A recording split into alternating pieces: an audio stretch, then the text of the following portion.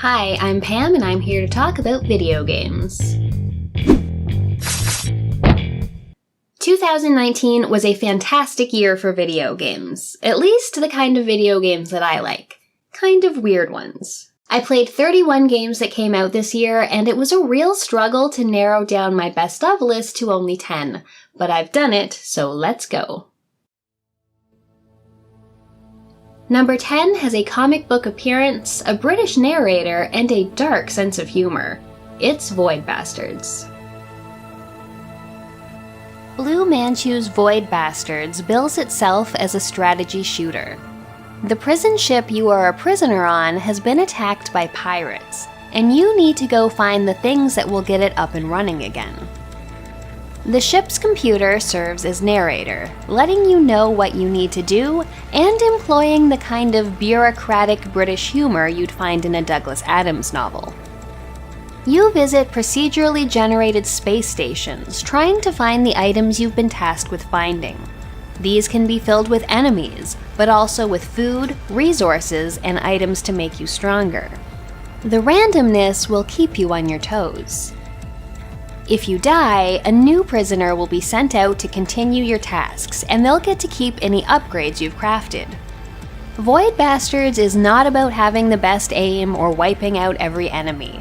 It's about making smart decisions for where you travel next, finding the best path through each location, and sometimes knowing when to cut your losses.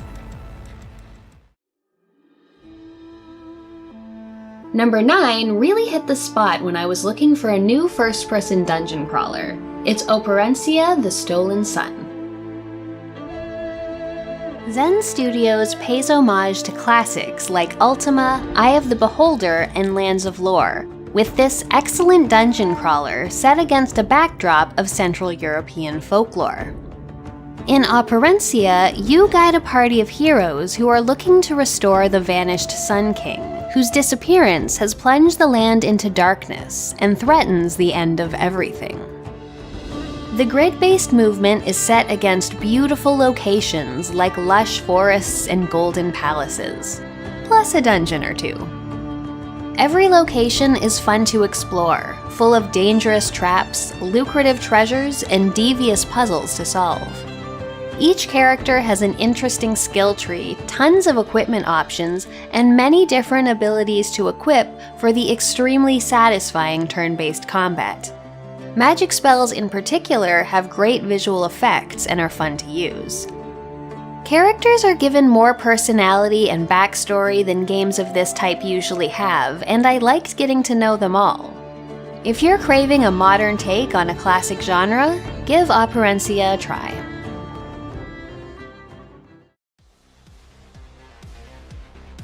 Have you ever wanted to feel like you're Deadpool? Number 8 fulfilled that desire. It's My Friend Pedro. Dead Toast Entertainment provided me with an incredible 4 or 5 hours with My Friend Pedro. You wake up in a meat locker with no memory. A talking banana helps you escape and tells you that you need to kill anyone you come across. Seems legit. What follows is some of the most exciting and fluid gameplay I've experienced that will have you dual-wielding Uzis as you wall jump, flip, and spin through the air in a bloody ballet. Everything controls well, and it feels so good to play.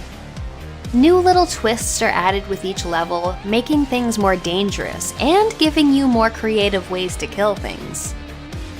Kicking a frying pan into the air, then shooting at it, killing my enemies with ricochets, was the most satisfying thing I've done in a game this year. If you're looking for some good, dumb fun, this is a must-play.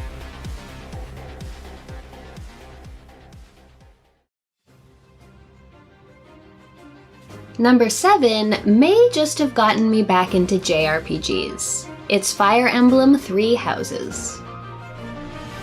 If I had to name just one thing that makes 3 Houses great, it's getting to know the characters. You play a teacher at Garrigmach Monastery and get to pick one of 3 houses of students to teach. War is brewing between 3 rival nations, and it's up to you to shape your students into the leaders of tomorrow. Or at least the soldiers of tomorrow. The first half of the game in particular has an immensely gratifying loop of deciding what skills to help your students develop, making use of those skills in tactical combat, and then wandering around the monastery, talking to everyone. You learn so much about the people at this school as your relationships with them grow. But it's not all about you, as they will also build relationships with each other. Watching the support conversations between 2 people who started as strangers becoming friends was heartwarming, and I couldn't get enough of it. I loved all my students. Raphael, who was preoccupied with food and working out, but always there for his chosen family.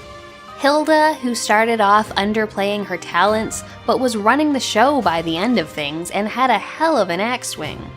And Petra, the foreigner with the charmingly incorrect turns of phrase who I stole away from Black Eagle. The only thing better than getting to know them myself was watching them get to know and care for each other.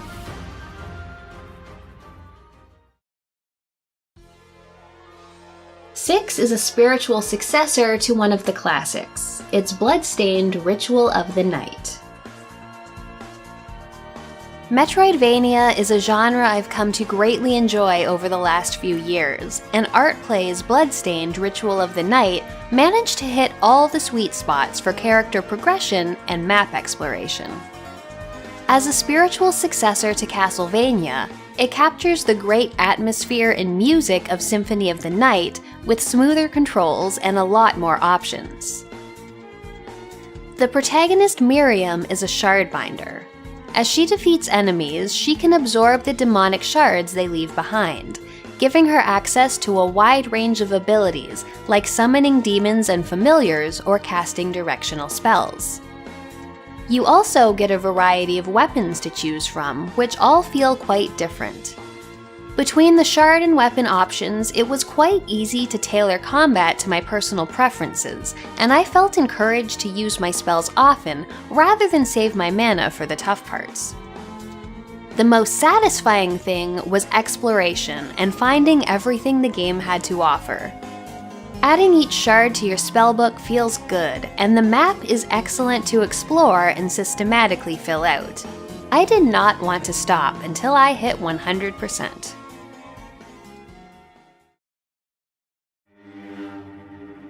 Number 5 is full of rats, but also a lovely story about a girl and her little brother. It's A Plague Tale: Innocence.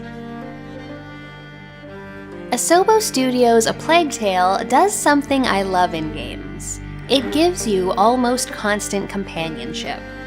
It's single player, but throughout its length, you are almost never alone. You play Amicia de Rune, a young woman whose life is turned upside down when her parents are killed, and she must protect her younger brother Hugo in the middle of both a plague and an inquisition. The two start out as near strangers, but their relationship develops as they need to learn to rely on each other to sneak past, distract, and sometimes kill their enemies. You'll meet other friendly faces along the way, and at times they'll travel with you as well, adding their skills to yours. Having a traveling companion is great in this type of game. Mechanically, you get 2 characters with differing skills with which to solve the puzzles of each encounter. Narratively, the characters' back and forth dialogue lets the player in on their pasts and what they're thinking. There are some real standout moments in the game, usually involving hordes of rats crawling over each other, trying to devour you, held off only by the torchlight you carry. It's chilling to see. But figuring out how to use the environment to get past them, or better yet, how to turn the rats on the Inquisition forces that are after you, makes for some great gameplay. Number 4 really feels influenced by 2 properties I love, The X-Files and Twin Peaks. It's the deliciously bonkers control. I'm always interested in the games that Remedy puts out. With Control, they've made one of the most intriguing locations I've gotten to explore. As Jesse Faden, you've come to a place called the Oldest House in hopes of finding your brother, who disappeared under some very odd circumstances when you were both children. The Oldest House, what a great name, and an even greater concept. It's a place you can only see if you know to look for it. It houses the Federal Bureau of Control, which investigates paranatural phenomenon. And it's been taken over by a hostile entity from another dimension called the Hiss. The Hiss causes the building's brutalist architecture to shift and move. It whispers all around you and casts everything in an ominous red light. Jesse is made the director of the Bureau and given incredible powers like telekinesis and levitation. As you explore, you learn all about what's been going on here through files and videotapes and even an incredibly creepy kids show. The little lore items spread all around are some of my favorite writing in games this year. Control is weird and wonderful, and as Remedy has a penchant for, has some great surreal action scenes set to the perfect music. Okay, so it was really difficult to put my top 3 in order. At one point, I was considering just rolling a dice and letting fate decide for me, but eventually, things fell into place. Number 3 was punishing, draining, and full of difficult choices to make, and not enough time to make them all. It's Pathologic 2. I've always been a fan of Russian literature and its themes of suffering and alienation. So it came as no surprise when I was completely enthralled by Ice Pick Lodge's Pathologic 2. You play Artemy Bura, a surgeon returning to his hometown after years away. When he arrives, he's attacked by some locals and has to kill in self-defense. Artemy is looked on as an outsider because of his time away. He quickly discovers that his father has been killed, and a plague is coming. A plague that has a voice. What follows is a harrowing 12 days of survival and, above all, choice. You have limited resources to keep yourself alive or barter for other goods, and limited time to find a cure for the plague. You'll meet all kinds of interesting characters. Childhood friends, local criminals, a wonderful group of children who seem to have their own society and rules. They'll all ask something of you, have some task for you to do, and they can succumb to the plague themselves. Who will you listen to? Who will you treat with your limited medicine when they get sick? Anyone can die, and you'll always wonder, was there something I could have done differently, or was it all futile? You'll also experience some things that are much less mundane, like the plays put on in the theater each night which hint at what will happen tomorrow, the child who talks to the dead, the giant bulls who roam the land, and the metal spire which towers above the town with no visible means of support. Keep yourself alive long enough, and maybe you'll get to find out what all these are about too.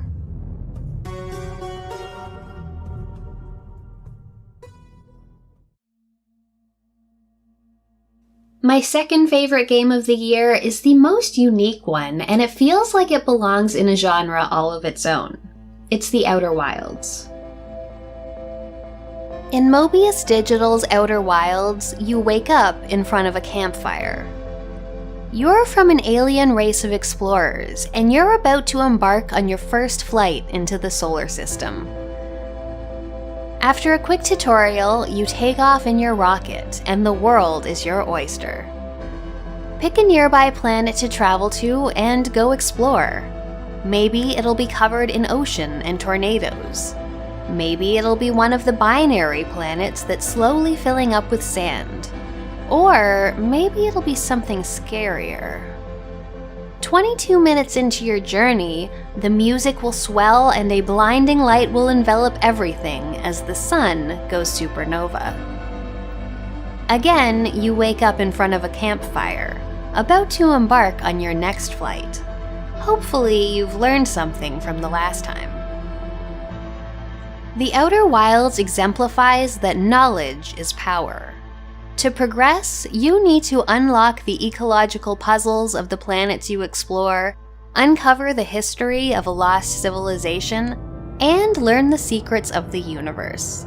There's no combat, no leveling up, just a great little mind map of information you discover, which will help you progress a bit more with every 22-minute loop.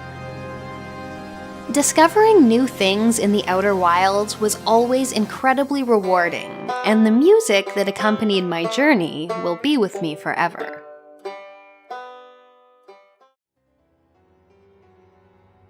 And finally, my favorite game of the year. This is one I've gone on about quite a bit.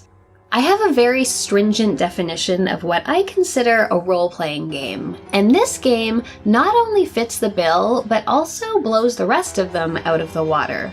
It's Disco Elysium. Disco Elysium by Zom brings to mind all of my favorite isometric CRPGs. It's heavy on story and dialogue. You better be up for a lot of reading if you're planning to play it. At first, the premise seems a bit overdone. You're a cop sent to solve a murder, but after a particularly drunk and wild night, you've got amnesia. You have no idea who you are. But as it turns out, this is the perfect setup for role-playing.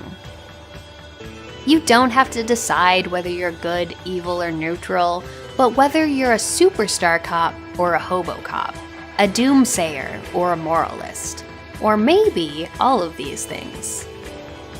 Through the ingenious thought cabinet, you pick which of the multitude of thoughts that come into your head will be internalized to become a part of your character.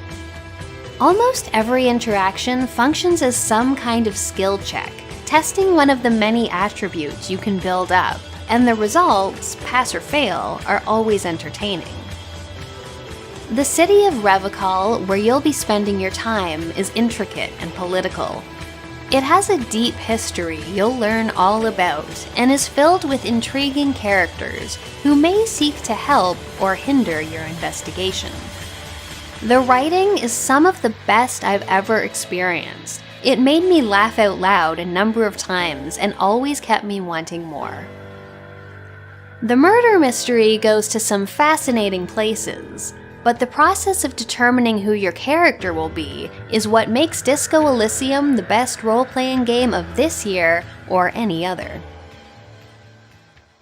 So that's my top 10 of 2019. I hope you enjoyed. Leave me a comment to let me know if you played any of these games and what some of your favorites of the year are. I hope you have a very happy new year. If you want to see more, check out my video of the most disappointing games from 2019, or one of my others. I have a Patreon if you want to support what I'm doing. Thanks for watching, and I'll see you next time.